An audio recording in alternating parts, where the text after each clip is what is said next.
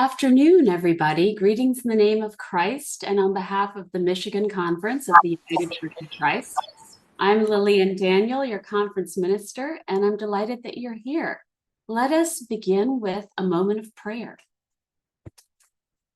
Gracious God, we thank you for the beauty of your creation, for the rays of sunshine, for the summer. We ask your blessing upon us as we gather to think about the generations and how we experience worship. We recognize that we all come to this moment with long lists of things to do and concerns and burdens, and we lay them all now in the everlasting arms of Jesus. Breathe deeply and open our hearts to whoever the Holy Spirit will speak through next. Amen. Amen. It is good to see you all. And last time we had this lunch a month ago, I was remembering that I wasn't able to join you because I thought I had broken a small bone in my foot. And I'm happy to say it turns out it wasn't broken. And yes, that was right before General Synod. So it's good to see all of you and blessings. Today's topic is such an exciting one. It's a mega topic about how do we engage all the different generations in worship and faith formation. It's also a micro topic in that it concerns a grant that the Michigan Conference has received from the Lilly Endowment, which is a great honor. And it's going to hit our churches right at home, where hopefully you need it. So without further ado, I'm going to turn this over first to Associate Conference Minister Reverend Dr. Lawrence Richardson. Did you become a doctor since last we met, Dr. Lawrence? No, a few months before that, but it's still new for me. Well, I feel like you get you have a birthday week, you can have a doctorate year. We'll just keep but no, I'm going to turn it over to my colleague who's going to tell you a little bit about how he and Jen envisioned this project and got into it. And then you'll be hearing from her about how you can all be involved. Well, thank you, Conference Minister, and good afternoon, everyone. It is so wonderful to see you online. This is an exciting project. In the beginning of last year, January, we had a clergy support survey that went out. And one of the things that the survey lifted up was that there was a need for resources and education for faith formation for all ages, but especially for children and for worship. And so at the same time, serendipitously, we were made aware of a grant opportunity that we could apply for. And it was really specifically for that, the worship engagement of children from 0 to 12 years old. And we were invited, Jen and myself, to attend some grant information sessions in February. We both separately went to those sessions so that we could gather information, and then we put our heads together and we compiled all the information that we shared, and we decided to then connect with some local clergy.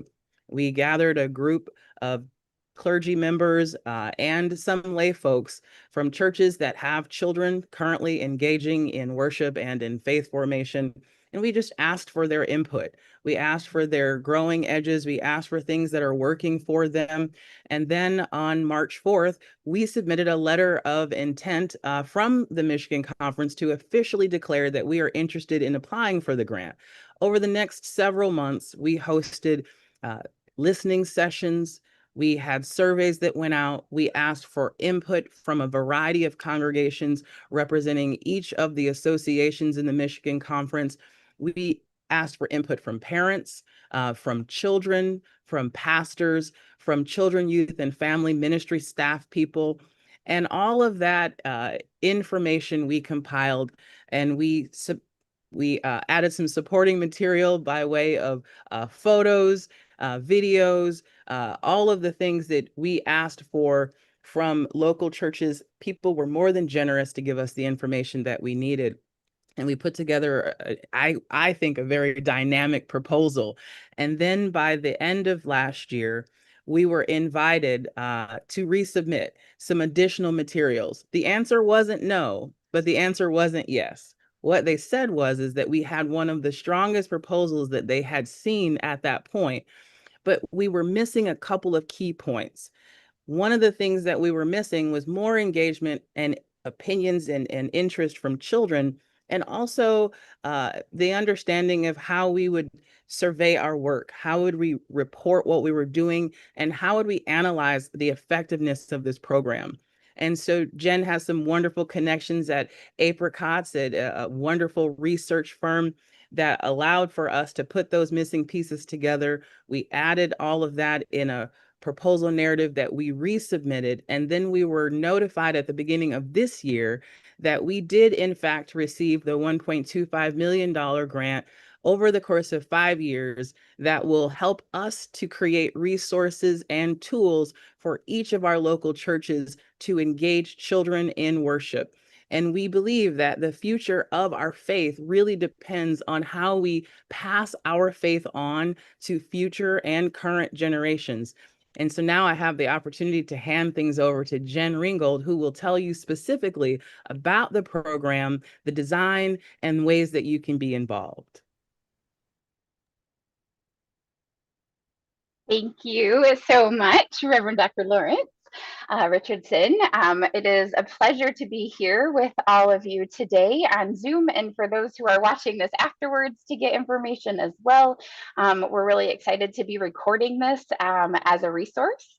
And I'm Jenn Ringgold, and my new title, effective May 1st, is Program Director of the Michigan Conference Mitten Project.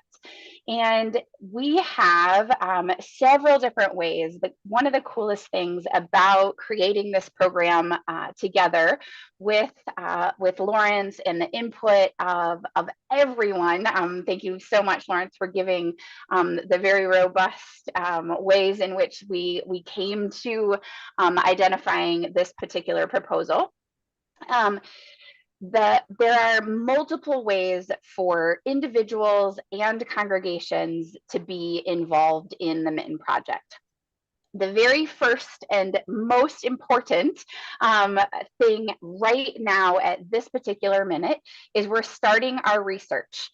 And that is through the use of a worship engagement survey. And I'm actually going to share my screen so you can all see. It was in the slideshow. And we have a QR code. There's also a link that is that I will send to make sure we put in the chat. Maybe even Lawrence can put it in the chat while I'm chatting. But our research begins now. And we have this worship engagement survey that is active through September 28th. To give us our starting point data, and we want everyone. That's the goal, right? Everyone from ages 3 and up in all of our Michigan Conference UCC local churches to take this worship engagement survey. And then it will iterate over the next 5 years as our major tool for collecting data.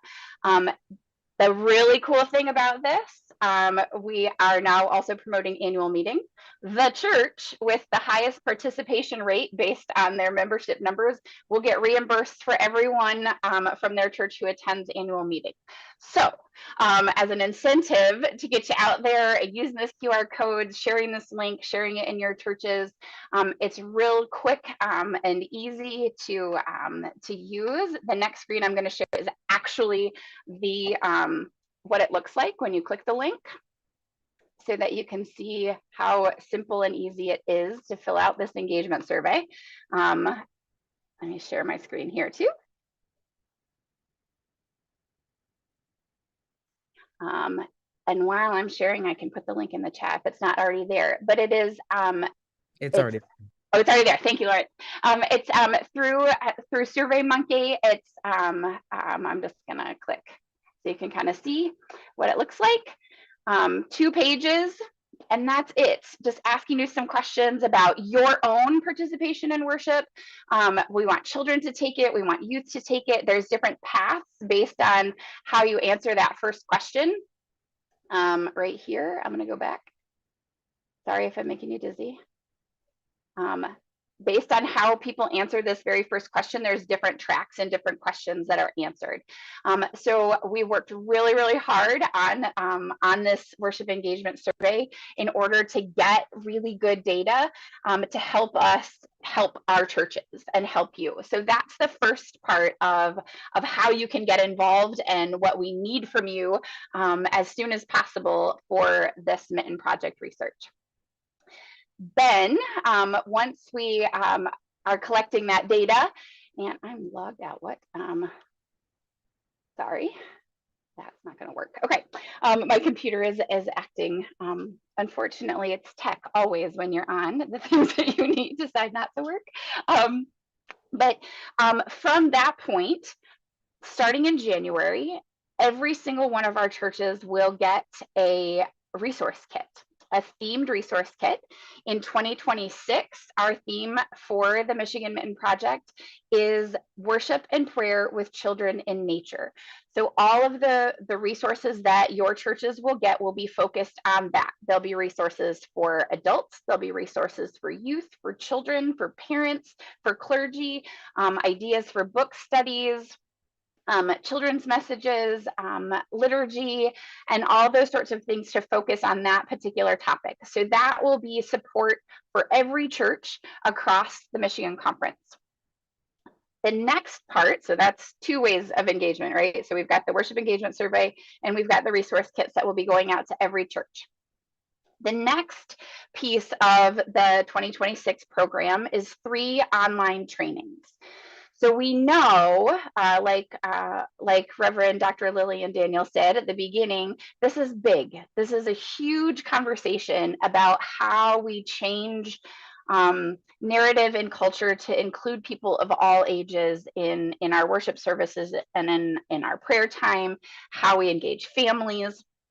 And so we're focusing in on 3 different areas of training. So there'll be a training for pastors in local churches.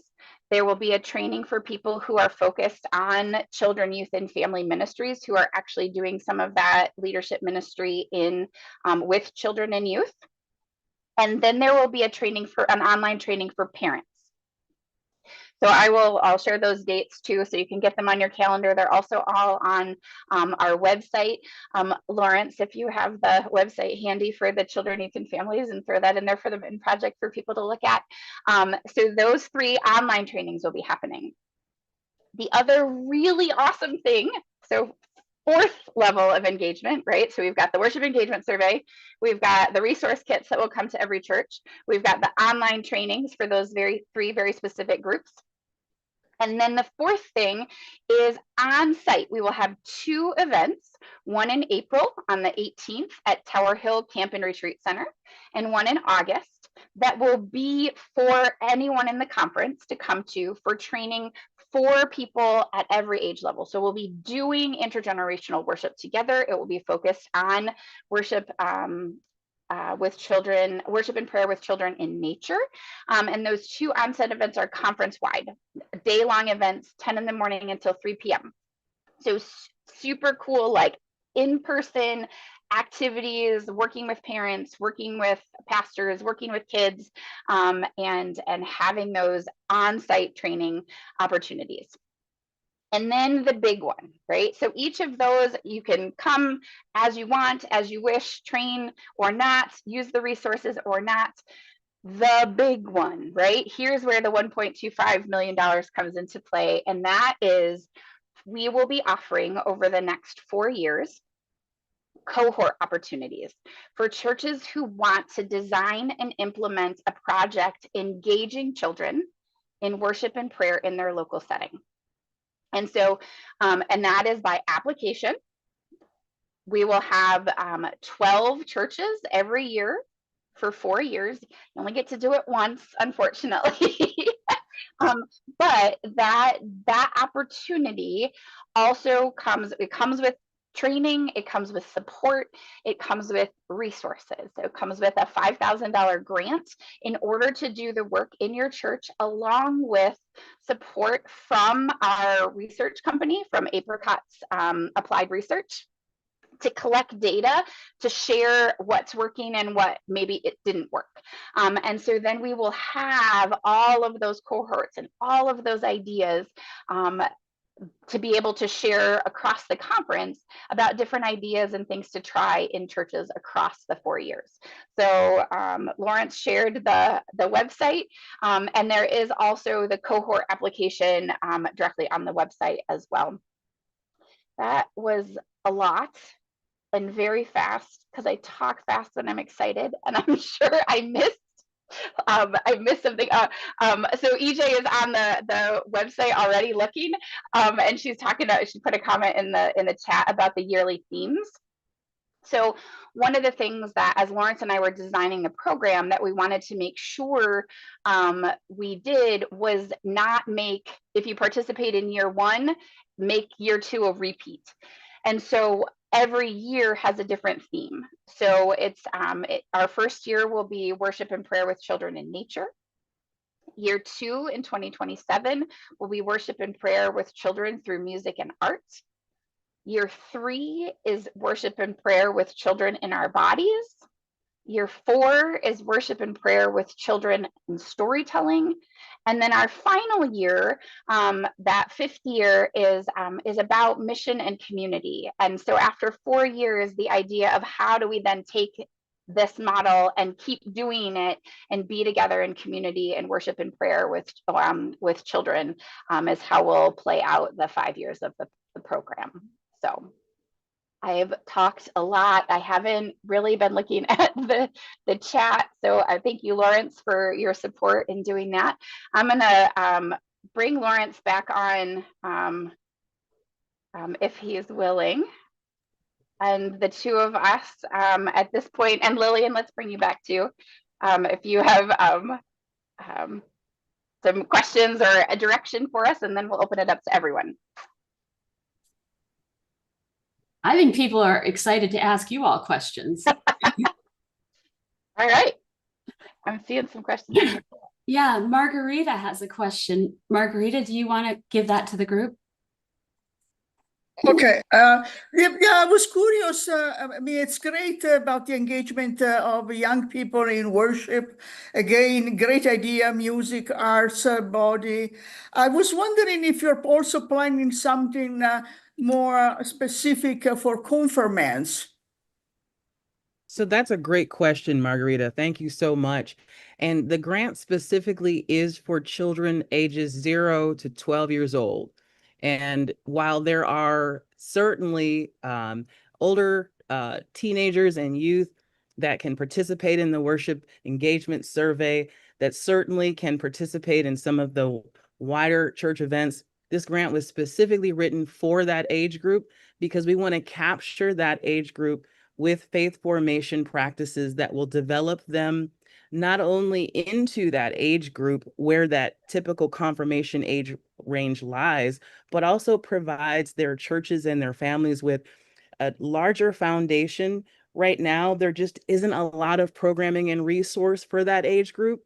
And so that's really why that age group is targeted. So it's not to say that youth and young adults aren't important, but specifically that we want to capture the future generations of our faith communities. It's a great preparation for confirmation, in a sense, of what you are doing. You're just not all of a sudden, oops, it's confirmation time, but no, let's bring them slowly into that concept.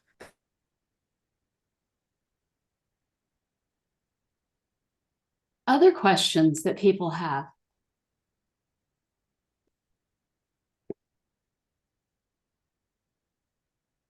So I do see the question in the chat from Jeffrey Dick about info on the April 18th on-site event on the website, and I can also share the link to it specifically. Just a second here. On the website, there is a link to the program year calendar. So for everything, and there will be a registration for that comes out probably at the beginning of the year, but definitely mark your calendars for April 18th and August 1st. Pastor EJ, did you have something to say about the themes? Did I see that? Sorry, my child who will benefit from this work is in the room asking me for logistical support in this moment. I will return shortly. Exactly, no problem.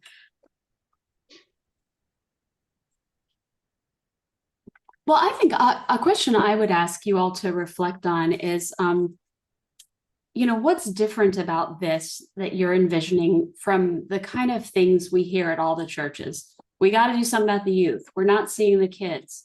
We need to restart Sunday school or restart the youth group.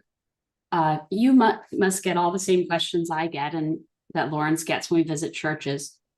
What's your answer to that? And I'd like to hear also what are the answers of the people in this room? What do you say when people say that sort of thing to you? Everyone's good at pointing out what they think the problems are. How do you respond? So for me personally, I'll jump in on this one. From my decade plus experience in children, youth, and family ministry, one of the biggest things and benefits that I have observed with my own children, with children in local churches, is relationships with people of different ages, and how that connection and that community that is so absent in other places in our culture. Church is really one of the only places that families can come and engage with people of other ages, in other family configurations, and work in order to have an equitable power situation, right? Like when kids go to school or they're on a sports team, the adults that are there have a position of power, and when in church we cultivate relationships that are friendships and that are equitable, where adults are learning from kids as much as kids are learning from adults, that generates a change in the hearts of our young people. It sprouts leadership in them. It helps them identify their call. If ministry is part of that, it just really adapts and changes how young people and children engage with church. And if we're talking about longevity, and we're talking about legacy, and we're talking about what does it mean to pass on our faith generationally, that's the key. It's relationships, and it's teaching our children how to worship and pray, how to connect that to their faith. And so that's the roots of this project of what does it mean to knit together children and adults in church community. And I want to quickly add, before I see Greg Briggs's hand is up, the most crucial learning happens in development between ages 0 and 5. And so most kids in our churches during that age, there might be a lesson, there might be an activity, or there might be nothing. And so while the brain is developing at its most crucial pace, we're telling children that to be at church isn't very important. You might have a coloring page, you might get to light a candle, and that's not what will pass on our faith traditions to the next generation. While learning is happening, we need to be able to be attentive to multiple different learning styles, engaging children the way that we engage adults. Children matter. Their voices matter, and they need to be integrated into our worship practices, but also our faith formation, because faith formation happens every day, not just for a couple of hours on Sunday. And this gives us the opportunity to share the importance of developing and nurturing faith in children so that they do make it to confirmation age, and that when they are adults, they have a faith and a spirituality that they can rely on. Now, I see Greg's hand is up, so I want to also leave space for Greg and others who have something to contribute to this point. Greg, you go next, and then we'll grab EJ after that. I kind of wanted Lawrence to keep talking about what he was talking about, because that was just like so on point. But so I guess one of the practical things for me is that, I'm thinking a lot about like, budgets as moral documents. And so like both for the $5,000 grant that would go to local churches, like how are you envisioning, like what is the hopes, like what that support? Like is the idea to support, and I'm sure the answer is going to be all of the above, but like, buying programs or like like being able to pay more for staff or anything like that. But then also like, we got a cool grant here in the conference. Like Jenn, how much is this increasing your time and ability to focus on this? Just so we're aware. So to answer that second part of the question first, and be very direct, the funding from the Lilly Endowment is creating a position for me to do this as a 25 hours a week focus. So I will be doing the Mitten Project, and then continuing as program associate for youth ministries for basically a 3/4 time position focusing on children, youth, and families for the Michigan Conference. Yes. Which is very, very exciting to be able to be in this realm and uplifting this work in our local churches and supporting all of you and what you're doing in your spaces. From the grant, the support piece, the funding that will be for application for local churches. It's a $5,000, and then it's also up to an additional $5,000 for people from that church to participate in all of the trainings throughout the course of the year. So there's that double piece of that. It will not cost churches anything to be part of the cohort and to get to trainings, the mileage, the meals, all of that to be part of that. So to ease that burden as well, in addition to the $5,000. What we're really hoping for in this cohort application process is for churches to be thinking of new and exciting ways to engage children. Could that be supporting a person, to help with that? Yes. Could that be purchasing programming? Yes. But ultimately, we're hoping to see, and we're working with data collection as well, talking about what works. Is it investing in families? Is it investing in media? There's lots of different ideas for what churches could be doing. And ultimately, the hope is that those who put together an implementation team and do the work to think about how to make this happen in their local church settings will do what works for them, right? That's the other piece, is every church is different. Every single setting is different. Every single setting has different kids and different configurations of families. And so what might work at Edgewood per se wouldn't work someplace else. And our hope is, through the exploration of 48 different churches over the next 4 years, that we'll have some really great examples of ways to inspire other churches in the Michigan Conference and across the denomination to try new things to engage children in worship. Fantastic. Yeah. Fantastic. That was Greg Briggs from Edgewood UCC in East Lansing, and let's call him Pastor EJ. And I'm reminding everyone to introduce yourself and where you're from.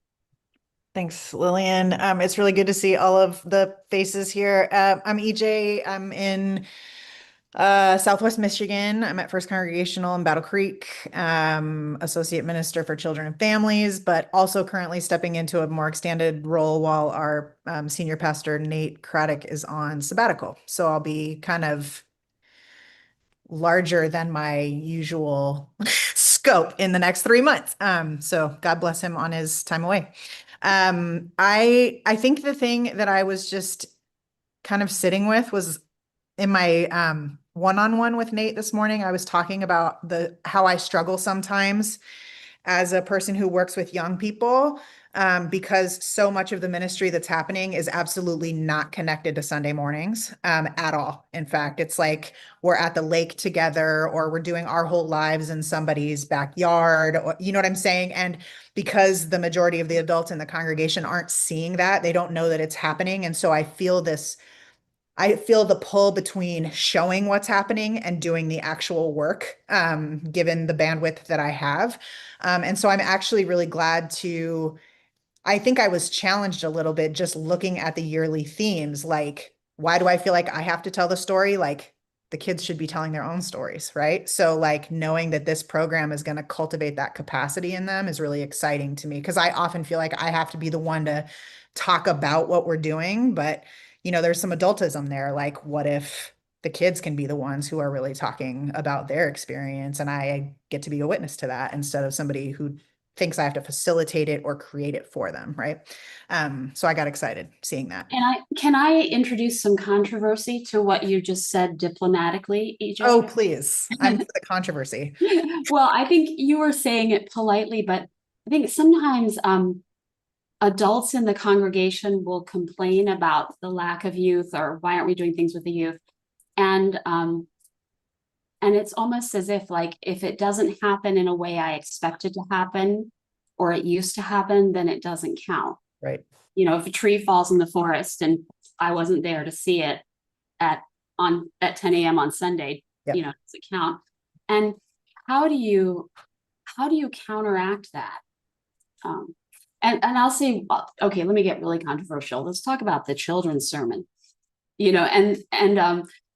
Sometimes it's almost as if, I think sometimes as adults, we want the children there for our entertainment almost, or our optics. Dare I throw that out? Greg, do you have your hand up? I do, because you and I were thinking in the same direction, because one of the follow-up questions is, and this is more for like, the 5-year course of this versus today, is they want children, adults want children in worship and be visible, but also but don't ask us to change the way that we do things to make space for our children. And so, like, I was really lucky that I was able to go to General Synod and sit in on the "Do you want to build a pray space" presentation. And it was kind of an off-the-cuff remark, but they were describing like how each building is different. And one of them, a person described like, the old having cry rooms in your sanctuary. And the joke was, yeah, well, we could always put the adults in the cry rooms if they really need it calmer and quieter and all of that, and keep the space for us. And I was just like, that's the kind of sass that I'm hoping comes out of all of this as well, because that's the challenge is going to be, this is going to radically change the way in which we're doing worship. And so I guess to put it in the form of a question is, do you have initial thoughts or ongoing plans to help with some of the resistance that I think it's fair to anticipate? So Greg, I'm going to jump in here. Yes. That honestly, as much as programming and liturgy and ideas that are coming out of local churches, I feel called to my work having those conversations with adults, right? How does this work? How does this change? Why is it necessary? What does it mean? What is the impact generationally when we make space for children and youth in our churches and give them voice and have them lead? When you talk about principles of universal design, right? When you make worship accessible to kids, you're actually increasing the accessibility for adults as well.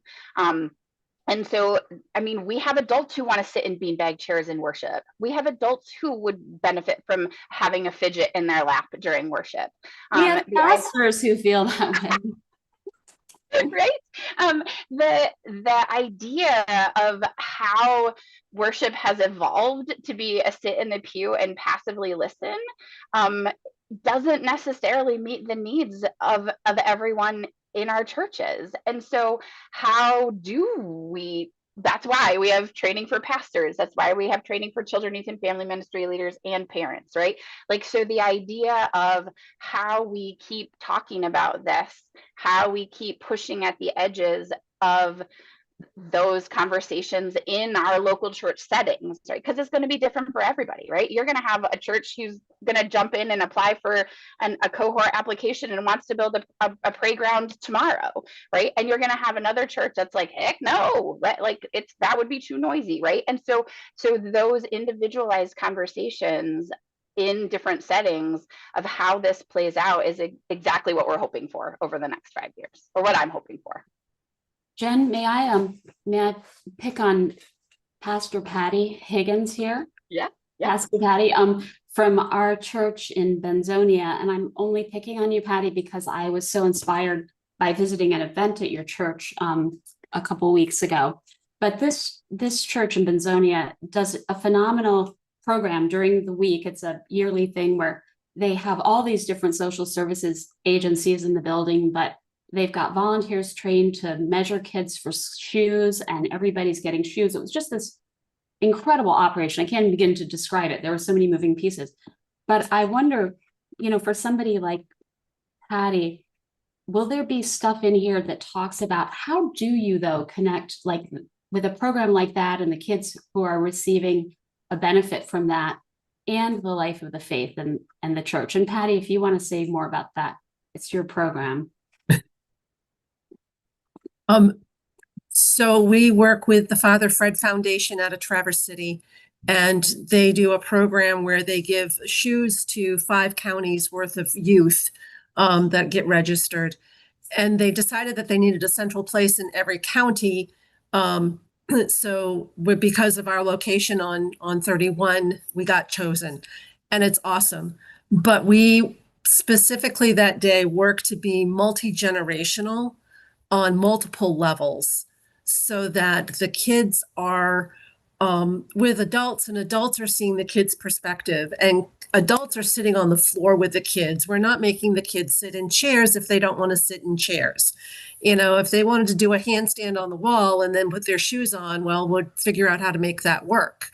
But also, I think the bigger part of that, so that day is, this year we served 238 students just for shoes. They all get lunches. Vision to Learn was here, and they gave out 44 eye exams with 43 pairs of glasses going to youth. And those youth are then in their system and program that they'll receive eyeglasses until they're 21. So there is multiple levels of help being given in our community. And with that said, my congregation, or the congregation here, it's not my congregation, it's God's congregation, but the congregation here is very hands-on. And they want to make sure that those kids are taken care of. And when the kids start to have a meltdown, we let the parents step aside, and we have another person sit with that child while they have their meltdown. Because as I tell people, at 95 degrees with 150 people in this building, I'm having a meltdown. And I should be able to come into my office, which is the only air-conditioned room in this building, and it's open to anybody who needs a quiet, safe space to have them come in. But it's getting the kids to be able to speak to big people, but more so for the big people to learn that littles have the same emotions, and that if we're going to have a meltdown as an adult and expect people to accept our meltdowns and our temper tantrums and our happies and joys and running up and down the hall because we have brand new sneakers on our feet, then we have to allow the children to be able to do the same thing. And it's just, we're all God's children, and kids are going to make noise in the sanctuary, and so aren't the 80-year-olds. So, but yeah, we try really hard. So. What are some of the questions others of you have or comments? So I want to add some voice to a comment that I just made in the chat while Patty was talking. And local church setting does not have to mean that you have children age 0 to 12 in your church to be part of the Michigan Conference Mitten Project, right? Engaging children in worship and prayer can mean a lot of different things, and ministering to children and families in our communities are drowning in so many ways right now, and how your local church can connect with them and be in a community of faith with them is how we do this work. They don't have to be coming to Sunday school for you to engage with them in worship and prayer. Right, like the worship and prayer can happen in different ways. And one of the things I did love about what Patty's church and Jeff's church, I should say, he's a member there, Jesus's church that Patty and Jeff hang out at, is that everything the kids took home with them, though, it did have like the name of the church on the bag and the name of the church on the lunchbox and all of that. So that is a visible symbol of Christ's love, and that this was a part of a Christian impulse of some kind.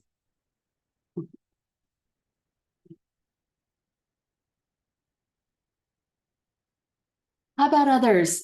I'm looking for hands or comments. What are some things you want help with? Oh, there he is. Pastor Bill Dodge. Introduce yourself. Hi, I'm Bill Dodge. I'm currently a pastor at the Federated Church of Grass Lake, and stay tuned. There's more to come on that front soon. And but I listened to the things that you said about kids making noise, and I've always wanted to welcome kids into the sanctuary. And we had a little girl come up on Sunday, and she walked across the stage right in front of me and kind of wandered over here. She was somebody's grandchild. I said, "Oh, look, we got a runner." And she was just as happy doing that. But about the noises, sometimes the 80-year-olds and the kids make the same noises and they both laugh.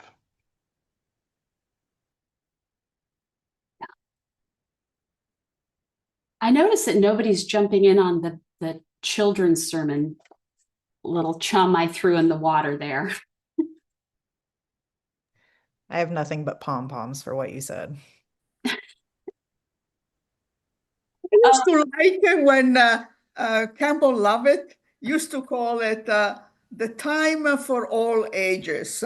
And sometimes, this children's time feels a little, lower the level, which is not at all true. But I do also have a question about the language we use, especially during the call of worship or during the transition time. Should we be a little bit more careful about not using words, very long words that as a non-native speaker, I cannot even pronounce correctly, okay? What are your suggestions in that? Good question.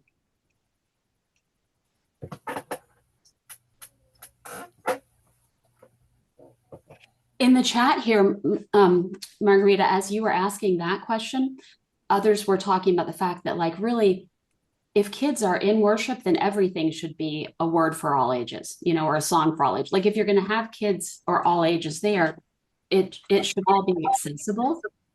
And I think the language we use matters. But also, I think kids are used to being exposed to all different levels of education and language all the time. If they watch television or they hear the news or they listen to their parents argue, they're going to get exposed to a lot. And one of the things that I am impressed with is sometimes the thing we think is for the kids is actually just acknowledging the different senses. So we tend to think if it's hearing or written, or sight, like it's a brainy thing, it's for the adults. But if it's tactile and there's a stuffed animal or there's an object lesson or there's something they can feel or touch, it's for the kids. And that's why grownups will sometimes say, I like the children's sermon. It's because you're up there with a puppet or a plant or something concrete, whereas everything else in worship is sort of the written word or the spoken word, almost a lecture. And there's so many ways to communicate other than verbally.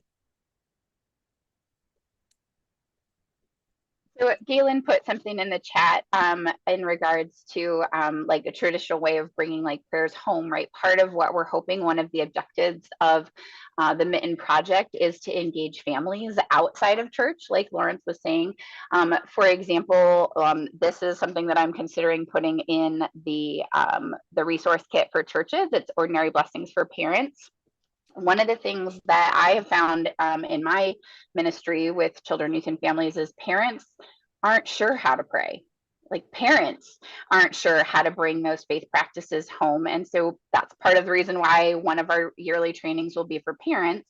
But also supporting that and having those conversations about different ways. Like EJ was saying, like, I pray when I drop my kids off every day for school, not just for them, but for me too, right? Like, how are we enriching, no matter what the age is or the circumstance, how people are engaging in their faith and forming their faith. We are way past our 12:45, which is such a good sign. No, it's such a good sign. I do want to make sure before I let Lillian close in prayer and let people go, you find that QR code, go to the website, click the link in the chat, look at the resources when we send them out for everyone afterwards to engage in that worship engagement survey.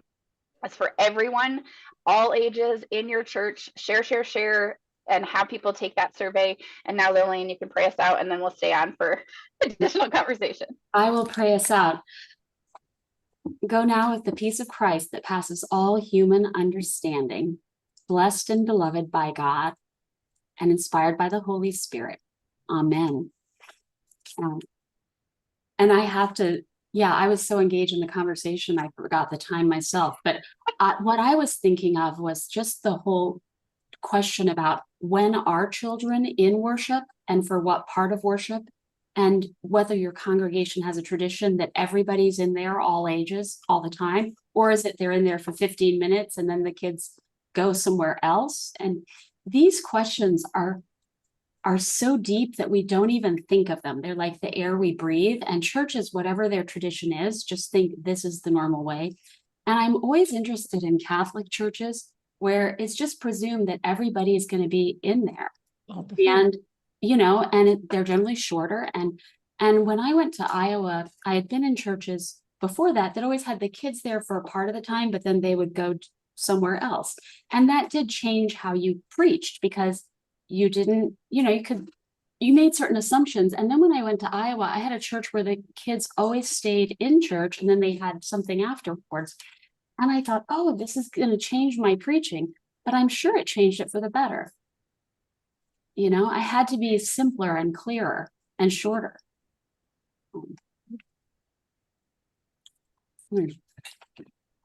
I think we're going to have so much fun with this project. And I think it's evolving, right? And the really cool thing about the exploration is that churches can try different things, right? You can try starting with one Sunday every 3 months where the children stay in worship for the whole time, right? And ultimately just planting the seeds of what does it look like for children to be part of planning worship or participating in worship, right? And just generating conversation, I think is such a huge piece of what it means to involve children age 0 to 12, and how we might be able to change some of what our churches do if that works for them. I mean, the old model of you show you care about children by having these other programs for them in other places, that's fading away, I think. And it's more, if I walk into a space and I am a kid or I have a kid with me, what visible signs show me that I'm welcome here? And in Grand Ledge Church last weekend, they have like teddy bears and sort of stuffed animals in every pew with like a little sign around it, which is but it's just a visual cue. You don't need to read to know it. You see if there's a toy sitting there, it means like, okay, I'm welcome here. I went to a church last week. It wasn't a UCC church, so I don't need to name it right now, but they had in the kids' corner that was still adjacent to where the adults sat so that children and parents can keep their eyes on each other. There were activities, there were noise canceling headphones to protect their little ears and their hearing, and it all allowed them to stay in the space together. And I just think that, like you said, Conference Minister, the days of, kids being there for just a handful of minutes and then going away, to all these different special programs, that's fading away, because those special programs typically aren't done well in our churches. And so if we can't do them well, parents tend to find other places that do those things well. And we can't be all things to all people. And certainly if we had all of the resources and the personnel and the staff and all of that, even there are developmental considerations that must be made. And so I just think that this allows for congregations to dream a little bit bigger and also to engage families and children in that dreaming process. Thank you, Lawrence. The engaging children and their families in this process, I think, is huge, because asking families what they need before we try and assume that is just a gigantic step in the right direction. I think part of what I've been doing in preparation for this project too, the research behind siloing children and youth, is leading to what we're seeing in our pews right now. I had a conversation with the other day. Unless somebody's a pastor or a preacher and they're under the age of 40, like, they're not there, right? And so we lost people because we sent them away and had them in a different program and not in worship or with bells and whistles or whatever it was, a band. And then if you don't have that, then they don't come back to church. And so they've missed that piece of the connection to community. And so hopefully, again, with the research pointing in that direction, we will be able to encourage with this financial gift, with this personnel gift, right? Like all of this to help our churches pivot into something that will help create a generation of people who will be faith seekers and faith formers and be part of the church. Oh, well, preach. Thank you, everybody. I'm so glad you all are excited about this, and you can tell we all are too. Peace be with you all.